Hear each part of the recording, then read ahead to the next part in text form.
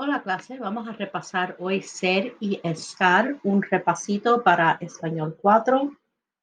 Los usos de ser: cualidad, nacionalidad, religión y profesión. Qualities, nationalities, religion and profession. Mari Carmen es española, es muy bonita. So it's a quality of her, she's very pretty. Y por eso es un modelo, and model is her profession.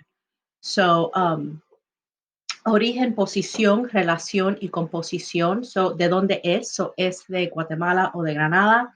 Es la prima de mi amigo Juan. That's her relationship. She's the cousin of my friend Juan.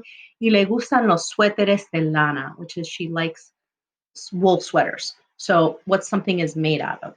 La hora y la fecha. Son las 3:19 y es el 2 de octubre. Wow. Increíble.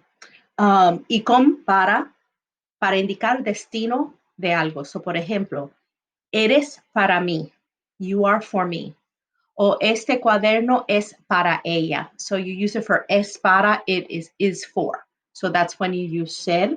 So if you notice, all of these things are all things that are permanent. They're qualities of a person. They're things that don't easily change and that are inflexible. You're born in Brazil or you're not. You are a teacher, and even if you start working as a landscaper, you're still a teacher. You are a funny person, even if one day you're sad, you're a funny person, but that day you're sad. So you being a funny person is a quality. Ahora, para estar es todo lo otro. Por ejemplo, la ubicación o locación is where something is located. Like, oye, tío, ¿dónde estás, Jolín? Like, where the heck are you? Condición o estado.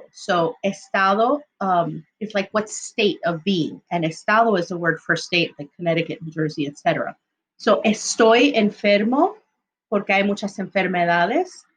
Trump está enfermo con COVID, right? He has COVID, he's sick with COVID.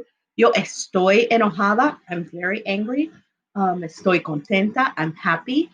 So it's a state of being that changes. Estoy muy seria hoy. I'm very serious today, even though I'm not a serious person. Con gerundio para formar el presente progresivo. So el presente progresivo is like is and ing, like is walking, is talking, is eating. So, ¿qué estás haciendo con los monos? What are you doing with the monkeys? So, estoy comiendo con los monos. I am eating with them. ¿Qué estás haciendo? So that yendo, ando, ending in Spanish is like ing. And you always have to use está with the gerund.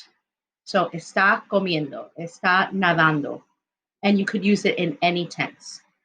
So, para expresar cómo parece algo en el momento, a pesar de su cualidad. So, por ejemplo, ay Dios, qué fea estás con tanto maquillaje. So, boy, you look ugly at this specific moment. Not that you are ugly at this specific moment because you have a lot of makeup on. Or, estos frijoles están increíblemente ricos. Like, these beans are incredibly delicious.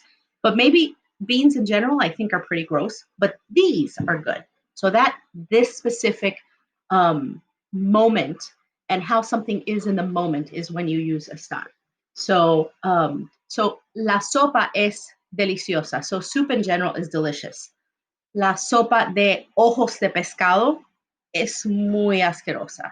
So fish eye soup, I don't know if that's even a thing, but I think it would be gross if it's just fish eyes. So es muy asquerosa, pero esta sopa de ojos de pescado está deliciosa. So this particular fish eye soup is delicious. Blah. Next. So, ser y estar con participios pasado. Past participle is that ed ending. Okay?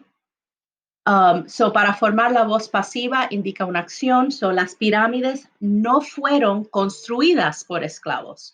So, the pyramids were not constructed by slaves. So, no fueron construidas por esclavos. Para indicar el resultado de una acción. Usualmente, la puerta está cerrada durante la clase. So here we're using estar with the past participle to indicate the result of an action, and it's a passive voice. So here it says, usually the door is closed. It doesn't tell you who closed the door, who wanted to close the door. No one's closing the door. It's just usually closed. It's like a state of being, just like the pyramids were not constructed. We don't know actually who did, who didn't, who's saying it, just they were not constructed. Resumen con consejos corto.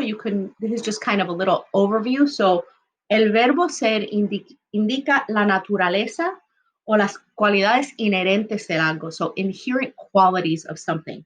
Contesta la pregunta. ¿Cómo se define? Una cosa, una persona, o una idea. So, how do you define a person, place, or thing? And that's when you use ser. Whereas estar se usa para estados o condiciones más flexibles y cambiables. So things that are flexible, that are changeable, and that's when you use them. So ser, aquí tenemos rapidito las conjugaciones. And then I also put in English how you guys learned, hopefully in Spanish too. Usos de ser, the doctor, right?